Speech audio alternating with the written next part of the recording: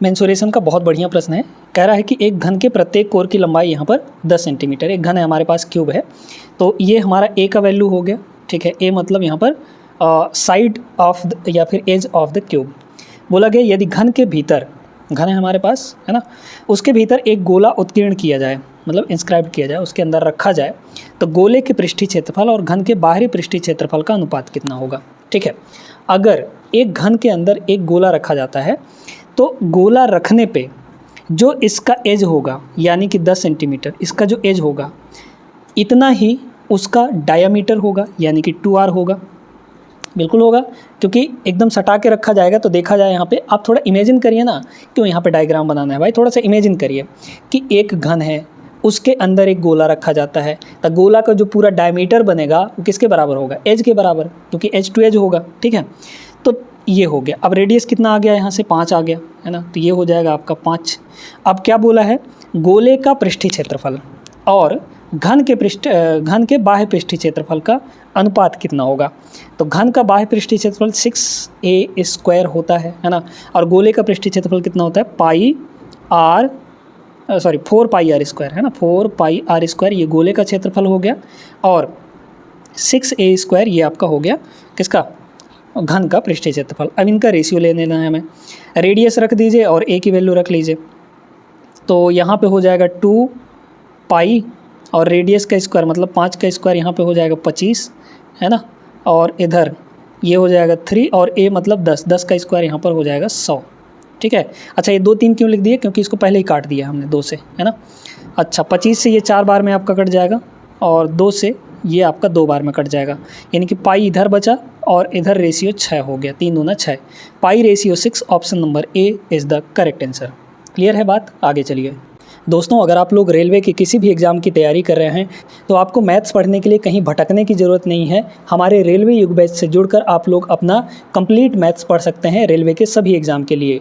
इस बैच में हम आपको कंप्लीट मैथ्स पढ़ाएंगे, यानी कि अरिथमेटिक के साथ साथ आपको एडवांस भी पूरा कराया जाएगा। साथ ही ये बैच हमारा बाइलिंगुअल होने वाला है, तो किसी भी लैंग्वेज के बच्चों को यहाँ पर कोई दिक्कत नहीं होने वाली है, बड़े आराम से पढ़ सकते हैं। इस बैच की फ़ीस सिर्फ और सिर्फ 99 रुपीज़ रखी गई है। 99 रुपीज़ में आप लोग कंप्लीट मैथ्स पढ़ सकते हैं। इस बैच को ज्वाइन कैसे करना है, तो ज्वाइन करने के लिए आप हमारे दिए गए व्हाट्सएप नंबर पर मैसेज करिए, वहाँ से बैच के बारे में और डिटेल प्राप्त कर सकते हैं आप लोग, और बैच में कैसे ज्वाइन होना है वो भी वहाँ पर बता दिया जाएगा। इस सवाल को देखें, एवरेज का है, आसान सा प्रश्न है ना, इसमें बेसिक बिल्कुल भी मत लगाइएगा, हालांकि ओरली भी इस सवाल को लगाया जा सकता है अगर आप कॉन्सेप्ट जानते हैं तो। देखिए कह रहा है एक क्रिकेटर 9 मैचों में औसतन यहाँ पे 55 रन बनाए, है ना, हर एक मैच में औसतन यहाँ पे 55 रन बना रहा है। 10वें मैच में उसने 85 रन बनाया। ठीक है, उसका नया औसत कितना होगा। आप बड़े ध्यान से ये बताइए कि आप इसमें डेविएशन मेथड भी लगा सकते हैं, और एक जो तरीका नॉर्मल थिंकिंग वाला है ना, कॉमन सेंस वाला जो तरीका है वो भी हम बताते हैं। एवरेज का मतलब क्या होता है, सब में बराबर बराबर, है ना। तो 9 मैच में पहले यहाँ पे 55 सब में बराबर था। 10वें मैच में उसने 85 रन खेला। ये बताइए कि अगर वो 10वें मैच में भी 55 रन बनाता, 10वें मैच में भी अगर वो 55 रन बनाता, तो टोटल सभी मैचों में 10 टोटल मैचों में 55 का एवरेज होता, है ना, क्योंकि पहले से 9 मैच का एवरेज कितना था, 55 था। अगर 10वें मैच में भी 55 रन बनाता तो एवरेज सबका 55 हो जाता। लेकिन वो 10वें मैच में 55 रन नहीं बना रहा है, 85 रन बना रहा है। कितना अधिक बना रहा है बताइए, तो 30 रन वो अधिक बना रहा है। ये जो 30 रन हैं ये सभी में बट जाएगा, सभी में मतलब सभी मैचों में, यानी कि टोटल 10 मैचों में, तो 3 यहाँ पर एवरेज प्लस हो जाएगा। पहले एवरेज कितना था, 55 में 3 जोड़ देंगे हम लोग, आपका आंसर आ जाएगा, है ना। 55 और 3 कितना होगा, 58, ऑप्शन नंबर डी होगा। आइए देखते हैं, बढ़िया सवाल है ये। इसमें कह रहे हैं कि 2 बसें एक ही समय पर 2 शहरों जो कि एक दूसरे से 264 किलोमीटर की दूर पर हैं चलना शुरू करती हैं, और एक ही राजमार्ग पर एक दूसरे की ओर यात्रा करती हैं, है ना। जैसे इसको ऐसे समझिए, एक बस यहाँ से शुरू की और एक बस यहाँ से शुरू की, इन दोनों के बीच में डिस्टेंस 264 किलोमीटर है। एक इधर आ रही है, एक इधर आ रही है। बोला गया है कि पहली बस की 22 स्पीड है, यहाँ पर इस बस की 22 किलोमीटर पर आवर है, दूसरे बस यहाँ पर 26 की स्पीड से चल रही है। बोला गया है कि दोनों बसें कितने समय के बाद यहाँ पर एक दूसरे से मिलेंगी, है ना। टाइम हमें निकालना है, तो टाइम इज इक्वल टू क्या होता है, डिस्टेंस अपॉन स्पीड। डिस्टेंस कितना कवर करेंगी दोनों बसें, जैसे एक इधर से चलेगी, एक इधर से चलेगी, कहीं पे तो जाके मिलेंगे यहाँ पे।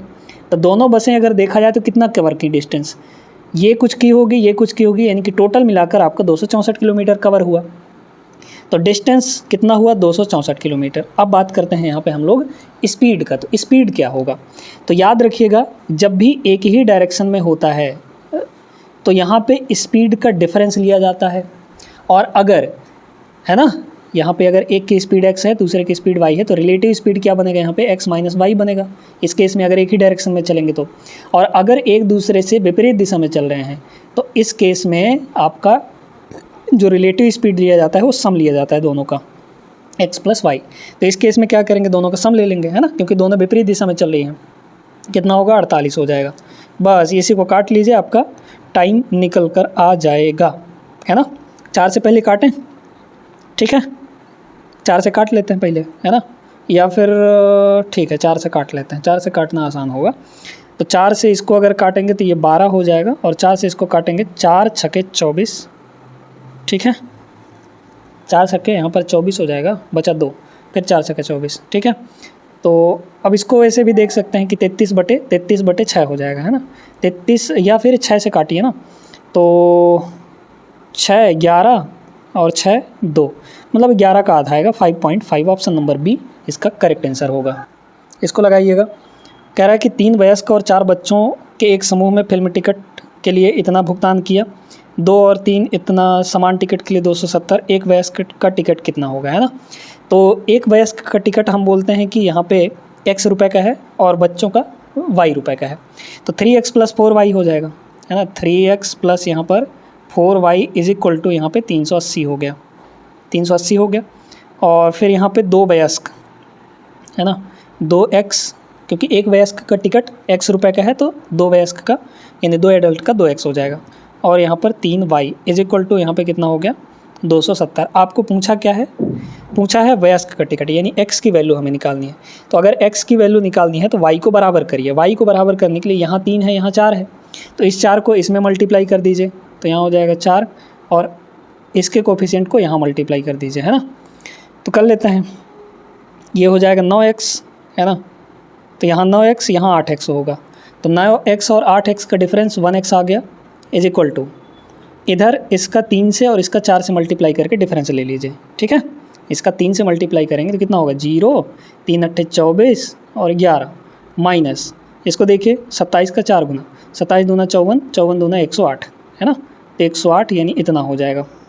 तो 14 में से 80 मतलब कि 8 गया, 14 में से 8 गया 60 आएगा, है ना, तो 60 रुपये हो जाएगा। Option number D correct answer हो गया। क्लियर है, आगे बढ़िए। सवाल नंबर 8 यहाँ पर देखते हैं। एक विद्यार्थी ने प्रारंभ में गणित और भौतिकी के में समान अंक प्राप्त किए, बाद में गणित के अंकों में मूल अंकों के 20% की वृद्धि होती है, जबकि भौतिकी के अंकों में मूल अंकों के 10% की कमी होती है। प्रारंभिक कुल अंकों के आधार मानते हुए कुल अंकों में समग्र प्रतिशत परिवर्तन कितना होगा। बड़े आराम से इसको कर सकते हैं। देखिएगा यहाँ पे बोला गया है कि भैया गणित और भौतिकी में समान अंक प्राप्त करता है, हम 100 नंबर मान लेते हैं, है ना, दोनों में 100 नंबर प्राप्त किया, दोनों में 100 नंबर। पहले में 10% बढ़ाए, गणित में 20% बढ़ाए, तो 20% अगर बढ़ा देंगे तो ये 120 नंबर हो जाएगा, और इसमें 10% कम करेंगे तो 10% कम करेंगे तो यहाँ पर 90 हो जाएगा। अब क्या बोला है, इसको आधार मानते हुए कुल अंकों में कितने परसेंट की परिवर्तन हो गई, है ना। तो टोटल देख लीजिए, ये 200 हो जाएगा, है ना, और इधर देख लीजिए कितने का होगा, 210 होगा, तो 210 आ गया। अच्छा, तो अगर देखा जाए तो कितने का परिवर्तन आया, 10% का, 10%, लेकिन ये जो 10 आया है इंक्रीमेंट, ये 200 पर है ना, ये 200 पर है इंक्रीमेंट। हमें यहाँ पे 100 पर इंक्रीमेंट चाहिए, तो 100 पर इंक्रीमेंट लाने के लिए कितना हो जाएगा, ये 5 हो जाएगा, है ना, 5% का वृद्धि होगा, यानी ऑप्शन नंबर डी इसका करेक्ट आंसर हो जाएगा। ट्रिग्नोमेट्री का बहुत बढ़िया प्रश्न है। इसमें बोला जा रहा है कि साइन ए की वैल्यू 5/7 है, आपको इसकी वैल्यू निकालनी है ना। तो सीधे सीधे देखिए कि साइन क्या होता है, परपेंडिकुलर अपॉन हाइपोटेनस, ये पी है ये एच है, तो आप बी यहाँ से निकाल सकते हैं, बेस निकाल सकते हैं, है ना, तीनों चीज़ें लिखते हैं। देखिए परपेंडिकुलर कितना होगा 5, हाइपोटेनस कितना होगा 7, हमें यहाँ से बेस निकालना है, बेस कितना हो जाएगा हाइपोटेनस का square according to Pythagoras, hypotenuse का स्क्वायर यानी 7 का स्क्वायर माइनस 5 का स्क्वायर, 7 का स्क्वायर 49, 49 माइनस 5 का स्क्वायर 25, 49 माइनस 25 24 आ गया। 24 को लिख सकते हैं 2√6, है ना, 2√6 लिखा जा सकता है, क्योंकि 24 का मतलब 4 गुणे 6 और 4 का वर्गमूल 2 होता है, 6 अंदर बचा रहेगा, 2√6 आ गया।